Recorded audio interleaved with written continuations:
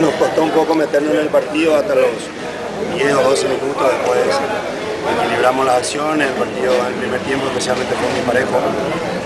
Ellos tuvieron sus chances, nosotros también con Derli en dos o tres oportunidades, si mal no recuerdo. Y no nos desarmamos cuando tuvimos la expulsión de Osvaldo y tuvimos el orden, conseguimos todavía jugar, que es difícil teniendo uno menos ante un rival de tanta cualidad como el que estamos hoy día. Independientemente contra quién se juegue, siempre se busca imponer nuestro estilo de juego y hoy creo que eso nos ayudó mucho cuando tuvimos un hombre menos, la posesión del balón, la cualidad en el pase,